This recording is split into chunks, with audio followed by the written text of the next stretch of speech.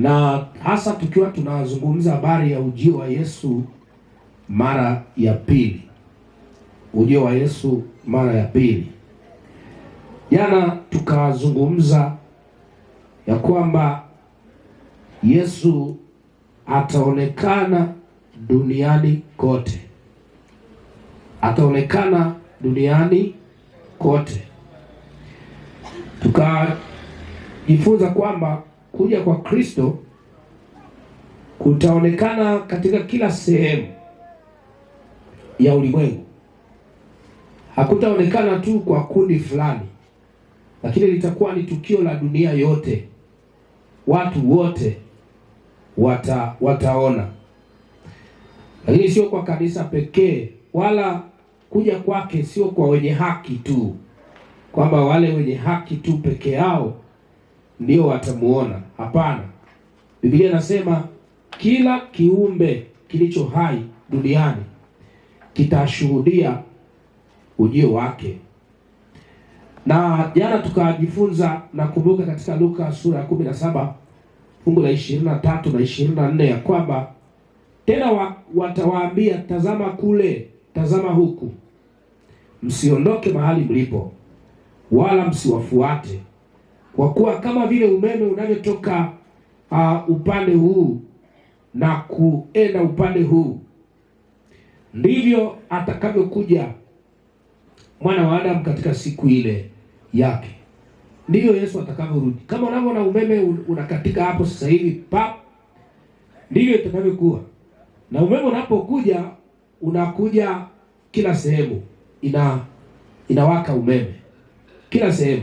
Kwa hiyo ndivyo atakavyokuja. Lakini pia tukajifunza kwamba atakuja na utukufu. Maana atakuja na nini? Na utukufu. Atakuja na utukufu. Mathayo 26 fungu la 4, Biblia inasema Yesu akamwambia, wewe umesema, lakini nawaambieni tangu sasa mtamwona Mwana wa Adamu ameketi mkono wa kuume wa nguvu, akija juu ya mawingu. Lakini Marko 13 fungu la 26, Biblia inasema hapo ndipo atakapomwona Mwana wa Adamu akija mawinguni kwa nguvu nyingi na utukufu. Atakuja na utukufu. Lakini jana tukakubaliana kwamba Biblia inazungumza katika kitabu cha Tito sura ya fungu la 13 ya kwamba kuja kwa Yesu ni tumaini lenye baraka. Ni tumaini lenye nini? Baraka. Kunaitwa tumaini lenye baraka. Kwa nini ni tumaini? Ni kwa sababu ulimwengu huu ulioathiriwa na dhambi, ulioanguka katika dhambi, unaotutesa namna hii, lazima Yesu aje alete tumaini. Tunaweza tukapambana kutafuta tumaini, tunaweza tukapambana kutafuta maisha fulani yakae vizuri, lakini haya yote yatakamilishwa na kile ambacho Yesu atakifanya. Kristo atakuja katika utukufu wake mwenyewe, katika utukufu wa Baba yake, na katika utukufu wa malaika watakatifu. Na Biblia inasema maelfu 10 mara elfu 10. Ukisoma Biblia vizuri katika kitabu cha Marko sura ya 9 fungu la 3, utaona 10,000 mara elfu 10. Lakini pia jana tukagundua kwamba mahali pa taji ya miiba atakapokuja wakati huu atavalishwa taji ya utukufu. Lakini atakuwa na taji ndani ya taji.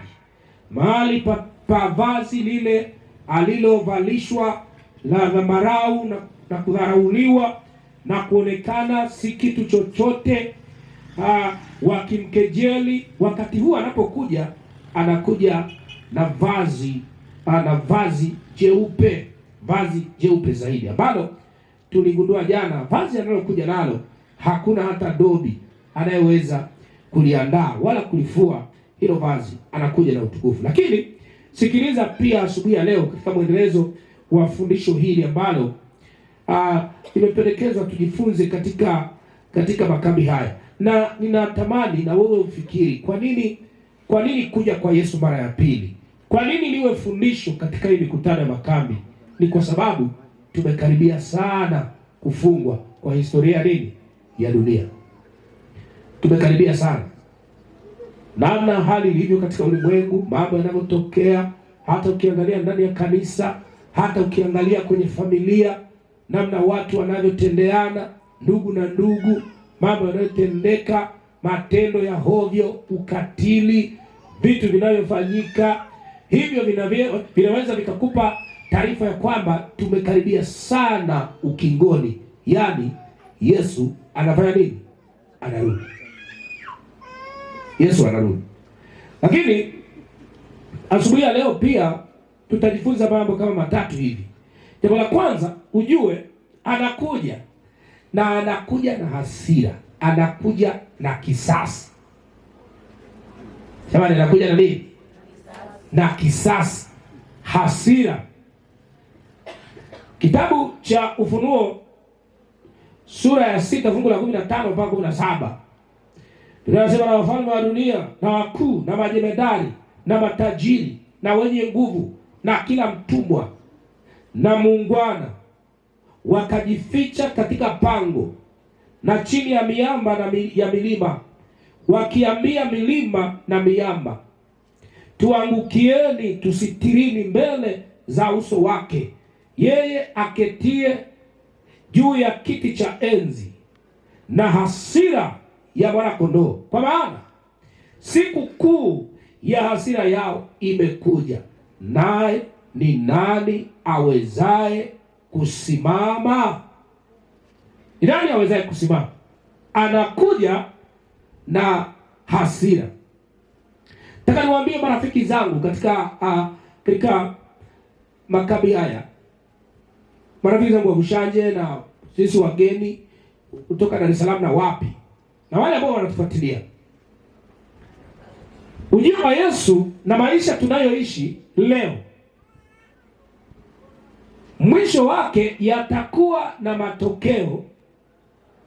matokeo ambayo ni ya kukimbia kwa wengine. Na ndipo hapa Biblia inasema anapokuja mfalme wa dunia na wakuu wa dunia na majemadari na matajiri na wenye nguvu na kila mtumwa na muungwana, watu watajificha wakiambia milima na miamba, tuangukieni, maana hatuwezi kustahimili huo utukufu. Na ndio maana kuna wito wa kusalimisha maisha yetu mapema, ili anapokuja tuwe tayari kukabiliana naye uso kwa uso. Maana Biblia inasema ya kwamba anapokuja Yesu, wako ambao watakimbia wakilia, anakuja na hasira. Biblia anasema tuangukieni, tusitirini mbele za uso wake, yeye aketie juu ya kiti cha enzi na hasira ya Mwana-Kondoo. Kwa maana siku hii ni siku kuu na ya hasira imekuja, na anasema ni nani awezaye kusimama? Mathayo 24 fungu la 14 vile anasema, tena habari njema ya ufalme itahubiriwa kwa ushuhuda kwa ulimwengu wote, na hapo sasa ndipo ule mwisho utakapofanya nini? Utakapokuja. Anapokifundisha pia mchungaji Javeth hapa kwamba hakuna kitu ambacho Mungu atakitenda bila kumpatia mwanadamu tahadhari. Na katika historia yote Mungu hakuwahi kumtendea kitu mwanadamu bila kumuonya kwanza, anakupa tahadhari. Na ndio maana tahadhari hii inaletwa pia katika mikutano ya makambi, sio kwa walio nje tu, lakini ni kwa ajili yako wewe ambaye pia ni mshiriki ndani ya kanisa, kuchukua tahadhari. Mnakumbuka jana niliwasomea katika kitabu cha Yohana ya kwamba lazima tukae ndani yake ili tusije tukaaibika, maana kutakuwa na aibu. Kutakuwa na aibu. Aibu gani? Kutakuwa na aibu kwa wale ambao watakimbia, wasiwe na uwezo wa kustahimili kukutana na Yesu anaporudi mara ya pili. Itakuwa ni aibu. Nimekaa kanisani miaka mingi, lakini bado Yesu anarudi, nishindwe kuokolewa. Itakuwa ni aibu. Na wengine wao wameamua tu waishi maisha yao ya raha. Ndio maana unakuta mwingine ameamua kuwa mlevi. Ameamua. Lakini wewe uko ndani, unakunywa kidogo. Wenzako yeye ameamua kujitoa kule, anapiga full. Wewe uko hapa. Ukienda Ndungu unachukua kidogo unakunywa na hakuna anayejua. Hakuna. Wewe uko hapa, lakini kwa bahati mbaya unaenda kwa waganga. Ni mshirikina. Unafanya hayo mambo, hakuna anayejua, utaaibika. Asubuhi mchungaji alikuwa anatuambia pale nyumbani wakati tunafanya kesha la asubuhi kwamba dhambi ina tabia ya kumfanya mtu aridhike. Na kumfanya, na kwa sababu watu hawajui kinachoendelea kwangu au kwako, dhambi ina tabia ya kumfanya mtu aridhike. Yaani unaridhika. Si ninakuja kanisani na kila mwaka nachaguliwa kuwa kiongozi wa kanisa na watu wananiamini ndani ya kanisa. Na hata hivyo nasimama mbele, ninafundisha, mimi ni mzee wa kanisa, mimi ni mwimbaji wa kwaya, lakini mambo yanayoendelea ninajua mimi mwenyewe. Hapo ndipo aibu itakapo kuja. Bana, sijawa tayari. Sijui hapa kama kuna waganga wa kienyeji hapa Lubushaji, lakini hawakosekani. Najua hawakosekani kabisa.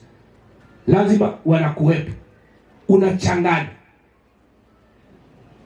Anakuja na hasira. Na hii hasira itakuwa ya namna gani? Kwa wale walioshupaza shingo.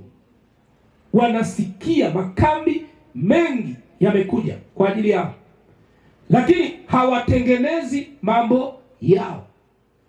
Miaka inakwenda, lessons zinakuja tena, wengine wakizijadili wanasema hii imekuja kwa wakati, na ikipita nyingine ikija bado inajadiliwa, kauli ni zile zile, imekuja kwa nini? Kwa wakati.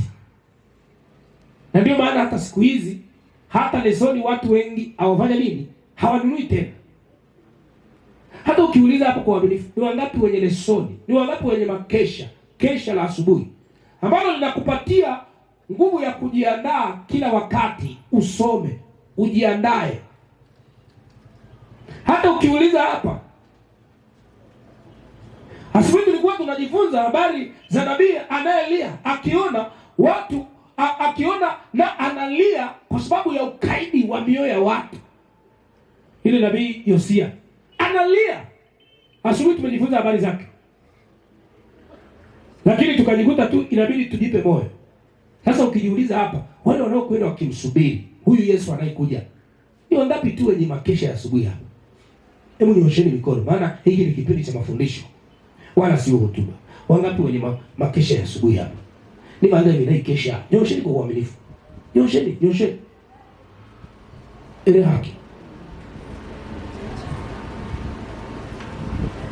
Na kesha la asubuhi kwani linauzwa 10,100? 11,300 peke yake. Lakini kijana uko hapa unataka kuolewa serious, huwezi kununua hata kesha la 10,300. Unampata huyo mume wapi? Utampata wapi? Kwa kuvaa gauni na kufelelesha nywele kwanga, utampata? Tampata wapi? Maana una msingi unaoweka wa kumtafuta. Utampata wapi? Ndio maana unakaa mwisho unakata tamaa. Uti huo wote nenda niteane. Ni oboa. Ghafla ibidi uingwende. Uanze kutufa. Maana sasa utafanyaje? Hapo vijana wapo tu wanakunywa energy, wako tu hapo wanakutegea. Na wewe uko kanisani hujaiba vizuri, husomi vizuri, umekaa tu uko hapo, watakukuta hapo. Na ambaye anaenda mshitwa, watakukuta hapo kwenye msitu. Watakushughulikia, maana huna nguvu ya kupambana, huna. Utafanya nini? Na anakuja upesi.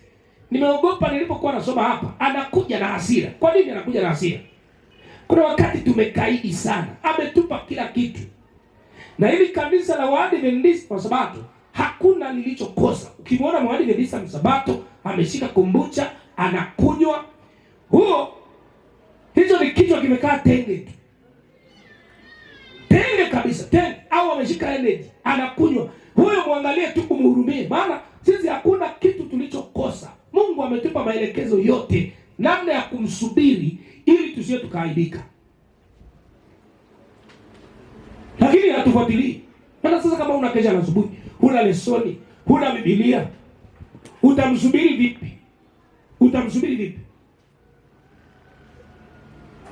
Waimbaji wanaimba, hawana kesha la asubuhi.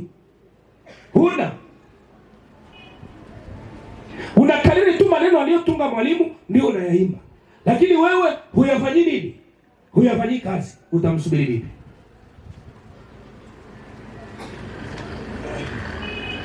Mwinjilisti, una makesha mangapi hapo? Hujaleta leo. Maana ungekuwa nayo tungewapa hapa watu makesha, na mimi ningewapa hata na kama ukisema huna uwezo wa kununua, tungekupa bure hilo kesha. Mnaomba leo kuna vya bure, hela mthiwe neria. Maana una uwezo wa kufanya nini? Wa kununua kesha na shilingi 11,500 na mia ngapi? Na 300. Bibi anajua mpaka bei itakwenda nikimsubiri. Anakuja na hasira. Fungu la 17 anasema hiyo Ufunuo 6 fungu la 15 kwa 17, na watu wataingia ndani ya pango na majabali na ndani ya mashimo ya nchi, mbele za utisho wa Bwana na utukufu wa enzi yake, atakapoondoka ili aitetemeshe mno hii dunia. Watu wataingia kwenye mapango na mashimo na majabali. Watu watakimbizana, henete ya kuthakana, henete ya vwaki. Kutakuwa na mtafutano wa ajabu, hutaamini. Na hapo hakuna cha kusema sijui utakimbia sijui kwa mume, sijui kwa mchungaji. Kila mtu atakuwa anapambania hali yake wakati huo. Kila mtu atakuwa anapambania hali yake. Na Biblia inasema na watu wataingia ndani ya mapango na majabali. Watu wanakuwa wakihaa, huyu akienda huku, huyu akienda huku, maana anakuja na hasira. Salama yetu sisi ni kwa sababu tayari haya mambo tunajua ujio wake, na ametuambia ili munisubiri, fanyeni hivi, fanyeni hivi, fanyeni hivi, fanyeni hivi, ili muwe salama. Anapokuja ninyi mnapiga kelele za shangwe, mnaimba, mnasema huyu ndiye Mungu tuliyekuwa tunamsubiri, ili aje atufanye nini? Atusaidie, ili aje atusaidie. Kristo atakapokuja kulipiza kisasi kwa wale ambao wamefundisha na kuwazoeza watu kuikanyaga sabato ya Mungu. Anakuja hivi kubomoa ukumbusho wake na kukanyaga malisho ya kondoo wake kwa miguu yao. Kuomboleza kutakuwa bure kabisa. Wale waliowatumainia wachungaji wa uongo walikuwa na neno la Mungu la kujitafutia wenyewe, na wanaona kwamba Mungu atamhukumu kila mtu ambaye amekuwa na ukweli na kugeuka kutoka kwenye nuru, kwa sababu ilihusisha kujikana nafsi na msalaba.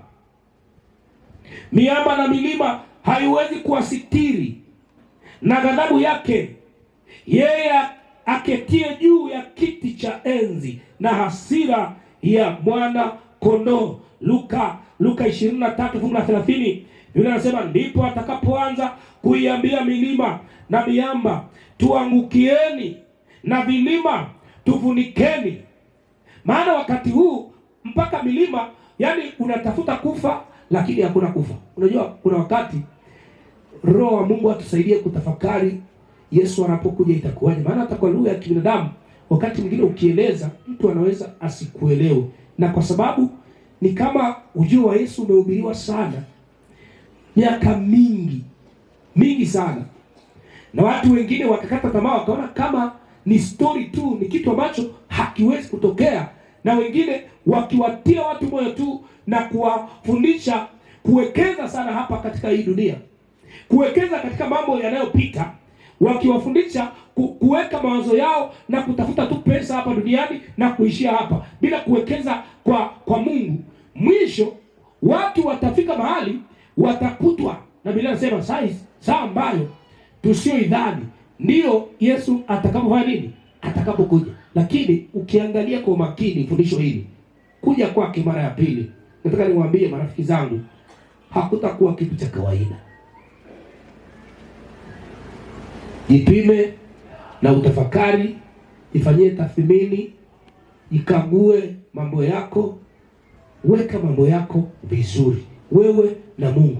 Na ngoja niwaambie, na katika hili usihangaike kumwangalia mwingine, jiangalie wewe mwenyewe.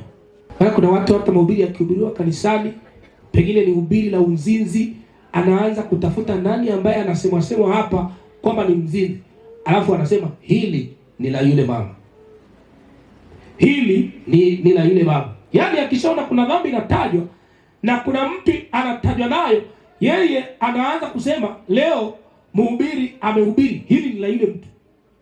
Hii nataka tafakari ya mtu mwenyewe, wewe na Mungu wako, kwa sababu haitakuwa jambo rahisi.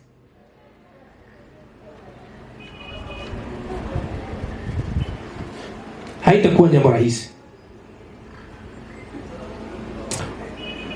Wathesalonike wa pili sura ya kwanza fungu la 7 na 8. Na kuwalipa ninyi mateso pamoja na sisi wakati wa kufunuliwa kwake Bwana Yesu kutoka mbinguni, pamoja na malaika wa uweza wake katika mwali wa moto, huku akiwalipiza kisasi wao wasiomjua Mungu na wao wasiotii injili ya Bwana wetu Yesu, watakao adhibiwa kwa maangamizi ya milele, kutengwa na uso wa Bwana na utukufu wa nguvu zake. Lakini jambo lingine ambalo nataka ulijue asubuhi ya leo, Yesu anakuja mwenyewe. Yaani hapa anakuja mwenyewe, kwa sababu kuna matukio kadhaa katika Biblia ambapo Mungu alituma malaika kwenda kutimiza kusudi maalum duniani. Mifano michache ambayo kuna matukio Mungu aliwatuma malaika waende. Kwa mfano Mwanzo 19, malaika walitembelea Sodoma na wapi? Na Gomora. Hapa Mungu alituma malaika. Lakini Mwanzo 22 Mungu alimzuia Ibrahim asimtoe Isaka kafara. Lakini Kutoka 3 malaika alimtokea Musa katika kichaka kinachowaka moto. Hapa ni malaika walikuja duniani kufanya majukumu fulani. Lakini Luka sura ya kwanza malaika walitangaza kuzaliwa kwa Yohana. Hapa ni malaika wanafanya. Lakini katika tukio la kuja kwa Yesu, hatumi mwakilishi, atakuja mwenyewe kuwachukua watu wake. Hapa anakuja mwenyewe. Hili hata tuma mwakilishi, atakuja mwenyewe kuwachukua watu wake. Hata tuma mwakilishi, atakuja mwenyewe, kwa sababu Bwana mwenyewe atashuka. Thesalonike ya kwanza sura ya 4 fungu la 16. Ili fungu tunapenda kulisoma tunapokuwa kwenye misiba. Wathesalonike wa kwanza sura ya 4 fungu la 16 anasema, kwa sababu Bwana mwenyewe atashuka kutoka mbinguni pamoja na mwaliko na parapanda na parapanda na mwaliko mkuu na parapanda ya Mungu, nao waliokufa katika Kristo watafufuliwa kwanza. Watafufuliwa kwanza. Tunapenda kulisoma hili fungu. Hapa anakuja mwenyewe, na anapokuja wale waliolala katika Kristo, waliokufa wakiwa wamesalimisha maisha yao mikononi mwa Mungu, Biblia inasema watafufuliwa kwanza. Hapo atakapokuja mwana wa Adamu, Mathayo 25 fungu la 30. Hapo atakapokuja mwana wa Adamu katika utukufu wake na malaika watakatifu wote pamoja naye, ndipo atakapoketi katika kiti cha utukufu wake. Atakuja mwenyewe. Mwenyewe, hatumi mwakilishi, anakuja mwenyewe. Lakini Matendo 1:11 Biblia inasema, wakasema, enyi watu wa Galilaya, mbona mmesimama mkitazama mbinguni? Huyu Yesu aliyechukuliwa kutoka kwenu kwenda juu mbinguni atakuja jinsi hiyo hiyo mlivyomwona akienda zake wapi? Mbinguni. Hapa ye malaika wanawaambia watu wa Galilaya ambao wanashangaa Yesu anapaa, wanawaambia huyu Yesu huyu mnayemwona akipaa kwenda, atakuja namna hiyo hiyo alivyokwenda, atakuja kwa namna hiyo hiyo. Atakuja mwenyewe, hatumi mwakilishi hapa, anakuja mwenyewe, na anakuja kuwachukua wale ambao wamejiandaa, wako tayari. Swali katika kambi hili, unajiandaa kweli kwa sababu anakuja? Unafanya maandalizi? Unamsubiri? Uko tayari? Uko tayari ili kwenda naye? Kuna vitu ambavyo vitaonyesha kwamba uko tayari. Kuna vitu vitaonyesha kwamba uko tayari. Kuna vitu vitaonyesha, wala havitajificha, vitaonyesha. Na swala la kuwa tayari linataka mazoezi ya kila siku. Jamani, linataka mazoezi ya kila siku. Maana shetani naye anajua muda ni mchache uliobaki.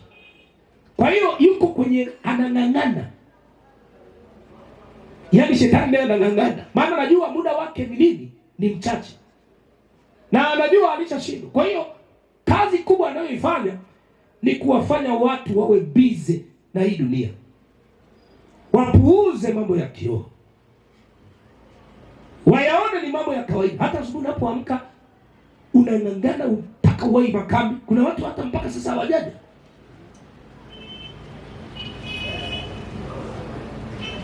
Shetani anawashikilia kabisa. Na wengine, na nashukuru jana niliona jioni angalau mlibaki mpaka mwisho. Wanaangalia tu hapo. Hilo ni pambano. Uwe kota, uwe tayari. Ekota. Maana shetani anajua wakihudhuria hii mikutano, Roho wa Mungu anakuja kuwaandaa. Kwa hiyo anakupa vitu vingi asubuhi.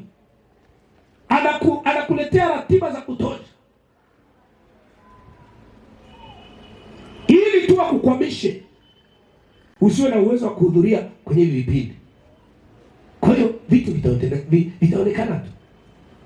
Ujiandae, nitakwenda nikimsubiri. Uwe na Biblia yako, uisome. Uwe na lesoni yako, ujifunze. Uwe mtu wa maombi kila wakati. Uwe unaomba, unamtafuta Mungu kweli. Unamtafuta Mungu serious. Swali mkurugenzi alikuwa anatuambia kuna wakati tukitazama hivi, kuna nguvu imepotea, na kwa bahati mbaya inapotea wakati mbaya. Yaani kama ni timu iko uwanjani ina finali, wachezaji wanachoka dakika za mwisho, ambazo ni dakika za kutafuta ushindi. Wanatakiwa wakaze, wakomae. Hizi ndio dakika za lala salama. Filimbi itapulizwa. Sasa filimbi itakapopulizwa, refa ataamua nani mshindi. Huu wakati ndio sasa watu unakuta wamelala. Watu wanapenda mambo yao, hawapendi tena mambo ya kiroho. Hakuna ibada za familia pale nyumbani. Wengine wanaomba usiku wakiwa wamelala. Na hiki kuna watu inambeo. Ako yana muthie kitanda na kwa kweli kushukuru mashuka ni mabaya.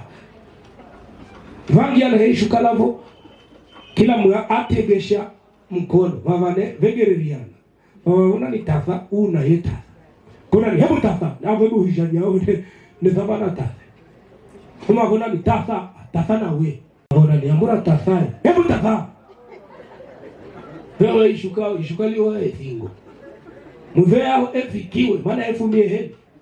Hezbenga yako. Tegesha mkono huu, tegesha mwisho. Tafa.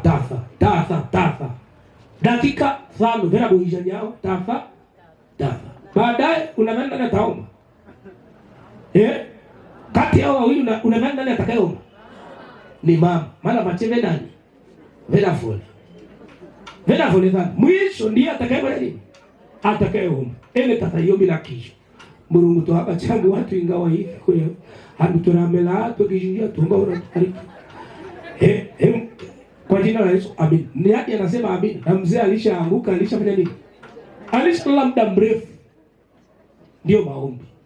Chungaji mmoja akasema wengine wanaandika ukutani. Yaani kwa sababu ya pilika za maisha watu hawana muda na Mungu, wanabandika ukutani kwamba Mungu siku ya leo iko vizuri. Kwa hiyo akija hawahangaiki. Wanasema tu Mungu kama ujiwavyo hapo ukutani.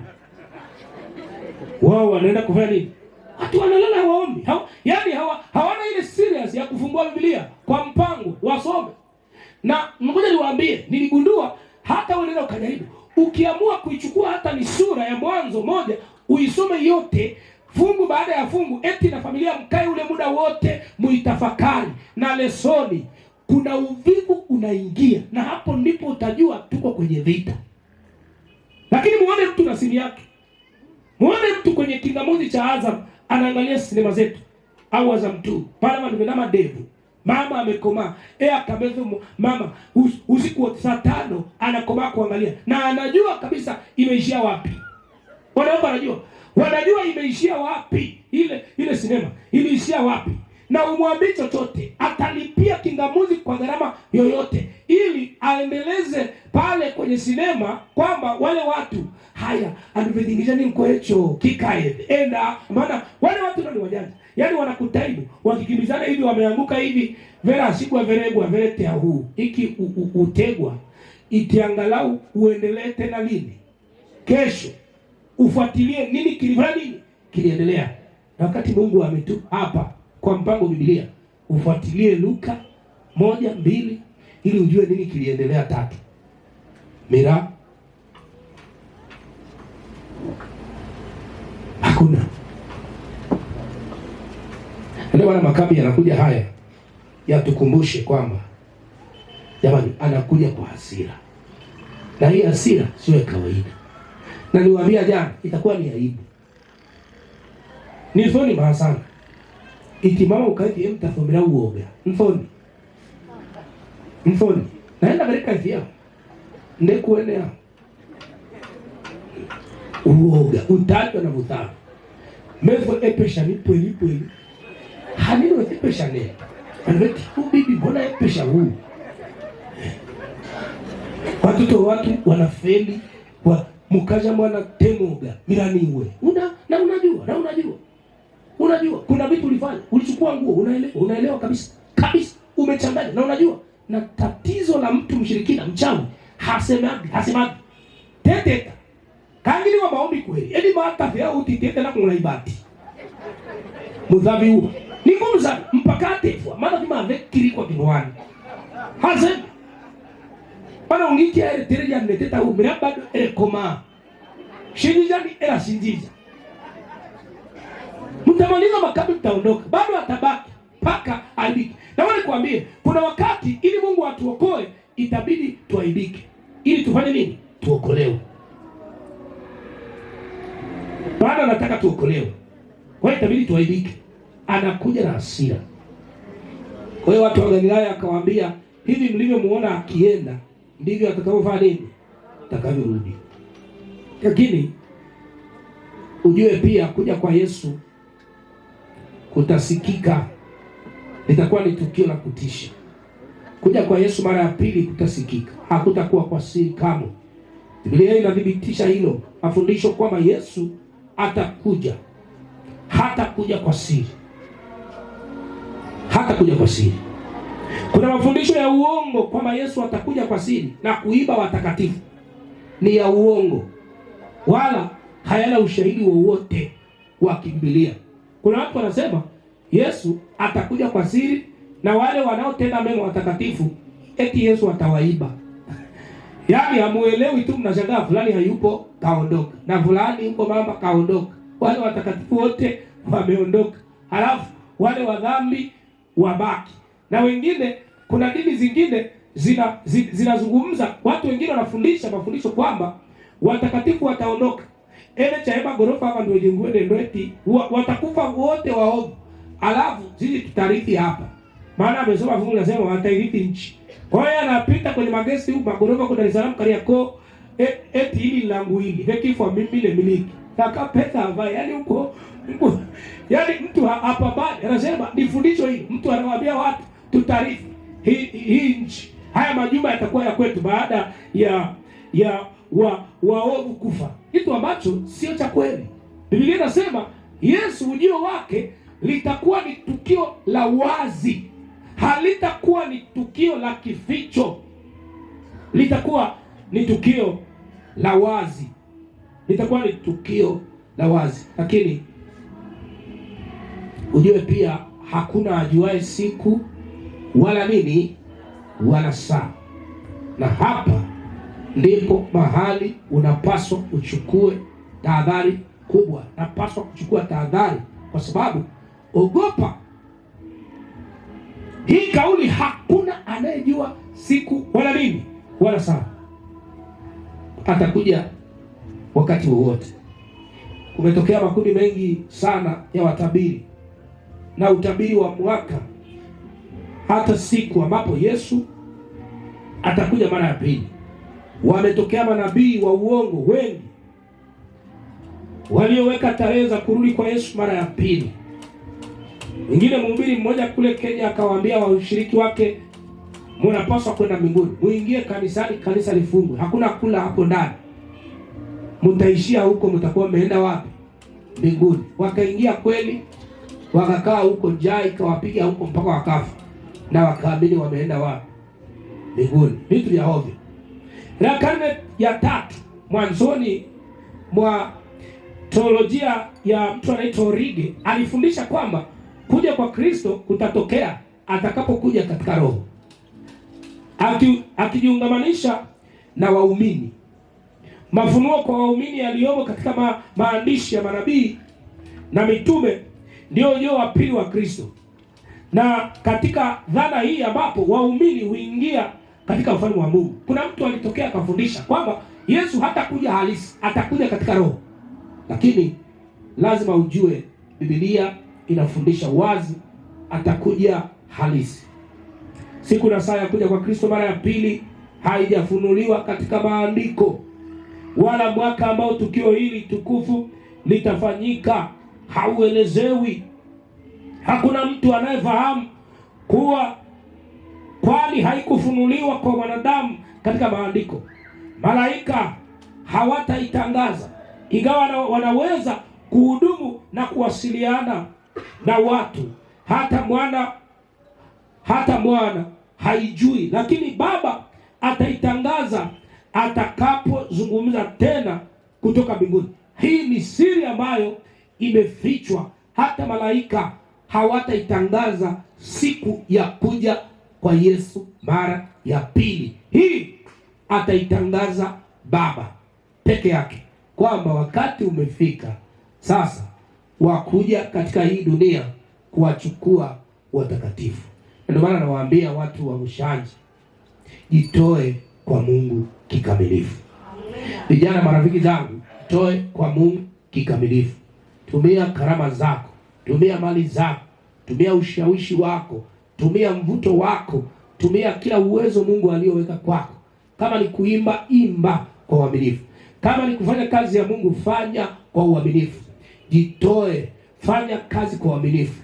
Hudhuria, kuwa mtu wa maombi, msii Mungu. Jikabidhi mikononi mwa Mungu kila wakati, msii Mungu. Wanaume wenzangu, hata kama kuna wakati uchumi umekuwa mgumu, kuna wakati inakubidi uende ufanye kazi hata siku ya Sabato, ukafunge sprenga, maana naona tangawizi itakauka, lakini Mungu anapima uaminifu wako. Kuna wengi wamepoteza imani, wanakimbizana na maisha, wanataka kufanikiwa, wanasahau ya kwamba Mungu anapima uaminifu wao. Nataka niwatie moyo asubuhi ya leo katika fundisho hili ya kwamba tujiandae. Pima uaminifu wako kwa Mungu, fanya vizuri, jikabidhi vizuri mikononi mwa Mungu, wewe na watoto wako na mume wako na familia yako. Na ndio maana nikawaambia hata katika makambi haya tutaweka maagano na Mungu, tutamwambia Mungu, tunaomba utusaidie. Hata kama huna cha kumwambia, unaweza tu kumwambia, hii vita ni kali, ushindi unategemea mahusiano yangu na wewe, na mimi siwezi kushinda peke yangu. Hapana, siwezi kushinda peke yangu, ninashinda kwa yeye anayenitia nini? Nguvu. Na ndio ni ombi la asubuhi ya leo, tunapokwenda kwenye vipindi vingine. Mungu akusaidie, Mungu anisaidie ili kunipatia ushindi kwa Yesu Kristo Bwana wetu. Amen. Amina. Tuombe. Mungu wetu na Baba yetu, asante sana kwa asubuhi ya leo. Unaendelea kuzungumza nasi jambo hili kubwa mno, ujio wako wa mara ya pili. Tusaidie, tusije tukawa tumepoteza muda bure. Tumekaa ndani ya kanisa, tumekutumikia, tumefanya yote. Ninakusihi, tupatie nguvu ya Roho Mtakatifu. Tusaidie kutuamsha kiroho. Tusaidie yule mama, yule baba, yule kijana. Tupatie nguvu ya ushindi. Tupatie nguvu ya kujifungamanisha na wewe kila siku kwa njia ya maombi na kusoma neno lako, ili tuwe tayari kukusubiri. Neema yako na iwe pamoja nasi. Bwana, tumeomba kwa Yesu Kristo Bwana wetu. Amen.